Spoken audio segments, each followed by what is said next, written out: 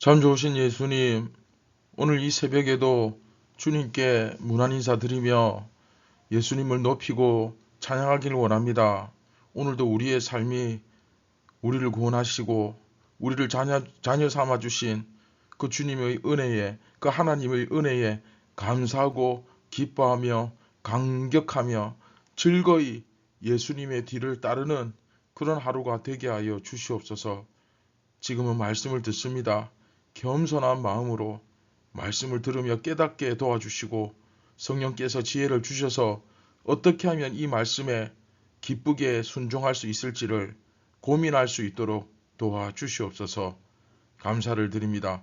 우리를 구원하신 예수님의 이름으로 기도드립니다. 아멘. 안녕하십니까.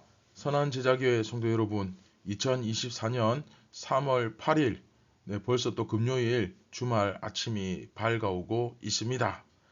자, 40번째 이야기, 예배란 무엇인가? 이제 오늘 이제 마지막 시간이죠. 세 번째 시간, 예배는 이런 것이다. 예배는 이런 것이다. 라는 제목으로 고린도전서 14장 23절부터 25절 우리 함께 읽고 경건의 시간을 시작하도록 하겠습니다. 그러므로 온 교회가 함께 모여 다 방언으로 말하면 알지 못하는 자들이나 믿지 아니하는 자들이 들어와서 너희를 미쳤다 하지 아니하겠느냐. 그러나 다 예언을 하면 믿지 아니하는 자들이나 알지 못하는 자들이 들어와서 모든 사람에게 책망을 들으며 모든 사람에게 판단을 받고 그 마음의 숨은 일들이 드러나게 되므로 엎드려 하나님께 경배하며 하나님이 참으로 너희 가운데 계신다 전파하리라.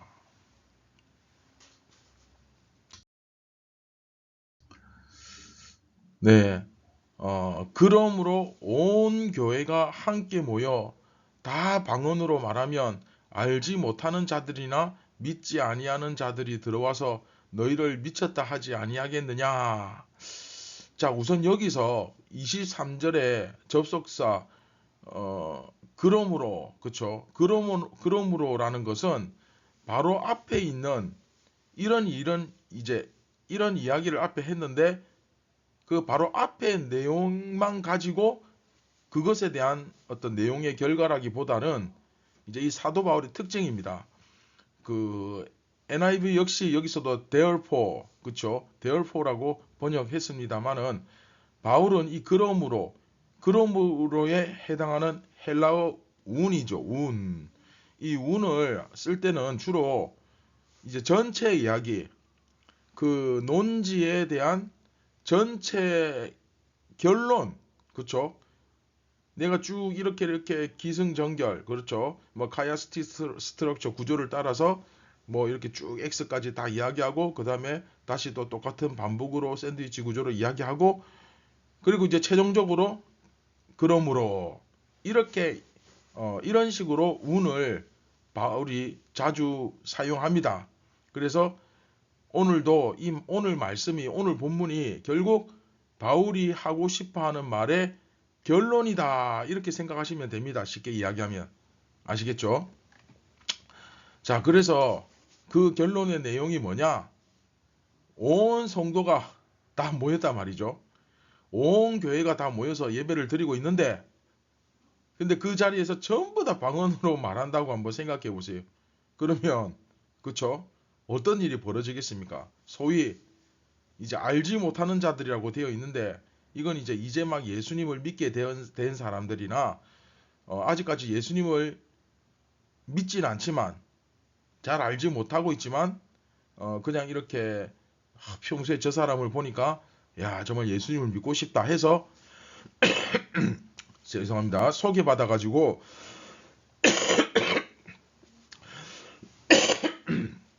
네, 소개받아가지고 그래서 예수님을 믿으러 온 사람들, 그러니까 소위 말하면 이제 믿지 않는 사람들이죠.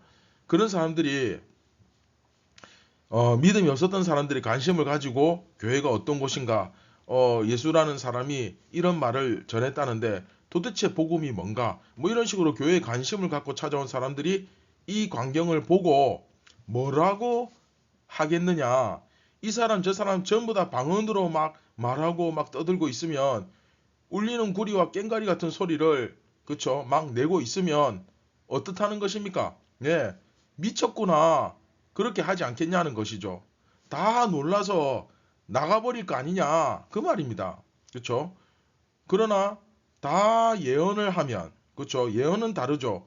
예언을 하면 오늘 본문 말씀에 믿지 아니하는 자들이나 알지 못하는 자들이 들어와서, 즉 구도자들이라 해도 되고, 이제 예수님을 믿을 사람들, 구원이 필요한 사람들, 또 불신자들이라 표현해도 좋고, 여하튼 또 복음에 관심이 있는 사람들이라고 표현해도 좋은데, 어쨌든 그 사람들이 들어와서 모든 사람에게 책망을 들으며 모든 사람에게 판단을 받고, 즉 무슨 말입니까? 안 믿는 사람들도 복음을 듣고 그들의 죄가 드러난다는 거죠. 그렇죠? 그 마음에 숨은 일들이 드러나게 되므로 그들이 갖고 있던 그 죄악들이 드러나고 엎드려 하나님께 경배하며 하나님이 참으로 너희 가운데 계신다라고 전파하리라. 즉 저들이 알아들을 수 있는 말로, 그 예언이죠. 알아들을 수 있는 말로 전하면 저들이 마음에, 그쵸, 찔림을 받고 말씀에 의해서 변화가 되고 또 회개도 하고 하는 이런 역사가 일어날 수 있는데, 막 방언으로 전부 다 말하고 있으면 이거 완전히 다 미쳤네 하고는 가버릴 거 아니냐라는 겁니다. 이게 바로 지난 시간에 이어 바울이 말하고 있는 또 한 가지 그 이유죠. 즉 예배라는 것은, 그쵸, 예배라는 것은 그 자체로 하나님을 높이는 것일 뿐만 아니라, 지난 이야기 본문처럼 사람과 사람이 서로 교제하고 양육하고 변화되고 하나 되고, 그쵸, 교제하는 장이기도 하고, 또한 이렇게 복음이 전파되는 곳이기도 하다 하는 겁니다. 그쵸? 그런데 방언으로 그렇게 막 말하면 어떻게 복음이 전해지겠느냐, 어떻게 영혼을 얻겠느냐 그 말입니다. 예배가 단지 하나님께 그냥 일방적으로 그냥 하나님을 위한 뭐 그런 예배가 아니라, 예배는 이렇게 다양한 요소가 있습니다. 그렇죠? 사실 이게 그 당시 우상 숭배하는 그 종교들에서는 이런 어떤 열광적인 예배, 굉장히 몽환적인 예배, 소위 말 그 제사, 그렇죠? 그런 제사들이 많이 있었습니다. 사람들이 어떤 환각 상태나 극도의 어떤 흥부 상태에 빠지기도 하고, 그러면서 막 거기서 음란한 죄를 막 저지르기도 하고, 막 아무 말이나 내뱉고 떠드는 막 그런 일들이 실제로 흔하게 벌어졌거든요. 그러니까 방언 은사가 잘못되었다는 것이 아니고, 이런 비슷한 상황에 익숙해져 있는 사람들이 볼 때 교회 안에서 이런 일이 일어나면 똑같이 생각하지 않겠느냐. 그렇죠? 그러다 보니까 이들이 막 술에 잔뜩 취한다든지, 또는 어떤 환각에 빠진다든지, 어떤 우상숭배 종교에 보면 막 흥분해가지고 알아들을 수 없는 말로 막 떠드는 그런 상황이, 이 사람들은 워낙 익숙하다 보니까, 그러니까 믿기 이전에, 예수님을 알기 전에 그런 여러 종교 행위에 익숙한 사람들이다 보니까 예수님을 믿고 나서도 그런 것에 대한 습관이나 버릇이 아직까지 남아 있는 상태고, 또 그런 것에 대한 과거 기억이 있기 때문에 옛날처럼, 그러니까 옛날에 하던 그 가닥처럼 방언은사 받으면 막 방언으로 떠들고 소위 우상숭배 종교의식과 비슷한, 뭐 우리나라로 따지면 어떤 유교의식, 불교의식과 비슷한 형태로 기독교가 그렇죠. 개혁을 해 나가야 되는데, 바꾸어 나가야 되는데, 그런 비슷한 형태로 나타나듯이 우상숭배 종교의식과 비슷한 이런 행위들도 얼마든지 오히려 더 익숙하겠죠. 그렇죠? 할 수 있다고 생각하겠죠. 뭐 그거나 이거나 비슷한 거 아니냐. 그렇죠? 과거에 하던 그 가락으로. 하지만 바울은 그러지 마라. 그러지 마라. 딱 잘라 말하는 겁니다. 너희가 예전에 우상 숭배했던 그런 방식으로 하나님을 예배해서는 안 된다. 그렇게 하면 어떻게 된다? 오히려 복음 전파에 걸림돌이 될 뿐이고, 두 번째, 형제들이 서로 소외될 뿐이고, 그런가 하면 세 번째, 오히려 그런 행동을 하는 것은 하나님께서 너희를 사랑하지 않으신다. 그렇죠? 북이스라엘, 멸망한 북이스라엘 배웠죠? 아수르에 의해서. 그렇죠? 하나님께서 너희들을 평가하실 때 저들이 나를 더 이상 믿지 않는다. 내가 방언으로 이야기해도 안 들을 것이다. 라고 평가하신다는 것의 증거일 뿐이다. 그런 이야기를 하고 있는 겁니다. 결론적으로. 그러니까 결론은 뭡니까? 한마디로. 전체 함께 모였을 때, 그렇죠? 방언으로 기도하거나 방언으로 예언하거나 그렇게 하지 마라. 이 얘기죠. 이 결론이 사실 지난 이야기에서도, 지지난 이야기에서도 계속해서 지금 똑같이 제시되었죠. 네, 같은 얘기를 하고 있는 겁니다. 그래서 모두 다 질서를 지켜야 한다. 그렇죠? 질서를 지켜야 한다. 그 얘기하는 거죠.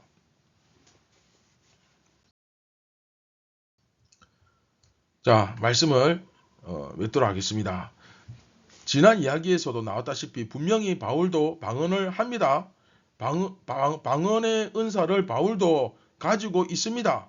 그러나 그럼에도 불구하고 함께 모인 자리에서는 방언으로 막 기도하고 하는 것을 하지 말라고 막고 있습니다. 왜 그렇습니까? 제일 중요한 거 이거죠. 예배의 본질. 그렇죠? 예배의 본질에 맞지 않다는 거예요. 이건 예배의 본질과 대치되는 거다. 함께 모이는 이 예배의 본질은 그런 것이 아니다. 그렇죠? 자, 예배는 뭡니까? 예배는 자기 개인의 어떤 영적인 카타르시스, 어떤 나의 영적 어떤 희열, 뭐 이런 것을 얻는 그런 장소가 아닙니다. 그런 도구가 아닙니다. 그렇죠? 그 이야기를 하고 있는 거예요. 그리고 또 자기가 하나님으로부터 얼마나 많은 은혜를 받았는지 그 과시하는 자리도 아닙니다. 이건 완전 젖먹이죠. 어린애죠. 그렇죠? 예배는 하나님의 살아계심을 선포하고 하나님의 영광을 드러내고 말씀을 배우고 믿음이 약한 사람들을 바로 세우고, 그리고 믿지 않는 자들, 복음에 관심을 갖는 사람들에게 정확하게 똑바로 예수님에 대해서 가르쳐주며 그 예수님을 만나게 해주고 복음을 증거하고 그들의 죄를 드러내어 주님 앞에 굴복하게 만들고, 그게 바로 예배지. 어떤 개인적인 영적 만족이나 체험을 하면서 개인의 어떤 카타르시스를 얻는다든지 막 어떤 신비적인 체험에 빠져가지고 개인의 만족이나 뭔가 속이 후련해지는 그게 예배의 목적이 아니다. 속이 후련해지고 싶으면, 그쵸? 그 트로트 가수 그 디너쇼나 뭐 콘서트 가서 거기서 막 소리 질러 막 마음껏 열광하고 그렇게 하라 그거죠. 예? 왜 예배를 그런 수단으로 도구로 사용하느냐 이거죠. 뭐 그렇다고 뭐 간절히 찬양하고 뜨겁게 예배하고 그러지 말라는 게 아닙니다. 또 본질을 흐리면 안 됩니다. 정확하게 오해하지 마시고 이해하셔야 됩니다. 그렇죠? 자, 그런데 사실 이렇게 오해하시는 분들 현대교회 정말 많죠. 그렇죠? 사실은 예배 때 말이죠. 예배 때 한번 뜨겁게 막 그 흥분한 상태로 막 기도하고 찬양하고 해야지 말이야. 막 이런 게 없이 그냥 밋밋하거나 조용해가지고 예배가 그래가지고 되겠냐? 뭐 이런 식으로 말씀하시면서 예배는 그래서 찬송이 찬송이 뜨거워야 된다. 막 이제 그렇게 말씀하시는 분들이 많죠. 그런데 여러분 바울이 예배를 어떻게 말씀하고 있었던가 이것을 잘 살펴봐야 됩니다. 이걸 잘 살펴본다면 어떻습니까? 그 자체가 중요한 게 아니라는 것을 얼마든지 알 수 있습니다. 본질과 비본질을 분별하라 그랬죠. 은혜를 받는 방법에는 굉장히 다양합니다. 그렇죠? 또 하나님께서 은사를 주시는 것도 무진장하게 많죠. 성부 하나님의 은사, 성령 하나님의 은사, 성자 예수님의 은사, 장르별로, 종류별로 정말 다양합니다. 그렇죠? 그래서 바울이 지금까지 예배에 대해서 말씀하는 것을 딱 정리해 보면 여러분들이 이제 확실하게 개념이 잡히죠. 또 예배라는 것은 그곳에서 내가 뭔가를 자꾸 얻어가야 한다고만 생각하는데, 물론 이제 얻는 것이 있죠. 없는 것은 아닙니다. 얻는 것이 분명히 있는 것은 사실입니다만은, 사실 이게 이제 냉정하게 이야기하면 얻고 가는 것이 아니라 나를 포함해서, 여러분들 다 포함해서 여러 사람들이 함께 모여서 그 예배를 만들어 가는 거죠. 함께 예배를 만들어 가는 거예요. 따라서 내가 예배에 기여를 해야 합니다. 그래서 하나님 앞에 우리 레위기 시간에도 기억납니까? 배웠죠. 1월 셋째 주일 설교 아니었습니까? 그쵸? 그 배려가 안 되는 부분이 있다 그랬잖아요. 그쵸? 제사장 나라로서 거룩한 하나님의 백성으로서 한 명도 소외되지 않고 전부 다 기여해야 된다. 이게 그 말씀입니다. 레위기 말씀하고 일맥상통하죠. 그렇죠? 예배라는 것은 내가 내 받은 은사에 따라서 다양하게 하나님의 백성으로서 거룩성을 가진 존재로서 제사장 나라로서 그렇죠? 만들어가는 거예요. 다 함께 구경꾼 없습니다. 예배는 그렇죠? 내가 찬양 인도자가 아니고 설교자가 아니고 뭐 대표 기도자가 아니라 하더라도 말이죠. 내가 그 자리에 서 있는 것 자체가 예배에 기여하는 거죠. 그렇죠? 예배라는 것의 일부를 그런 식으로 내가 만들어 가는 겁니다. 그래서 하나님 앞에 영광 올려드리는 예배가 되는 거예요. 우리가 이 사실을 꼭 좀 그렇죠? 이제 오늘 이후로는 이 예배에 대해서 여러분들이 혼돈하거나 헷갈리거나 하지 않았으면 좋겠습니다. 이 부분을 꼭 기억해 주셨으면 좋겠습니다. 그것을 통해서 바로 이 과정을 통해서 세상에 복음이 전파되는 거예요. 그렇죠?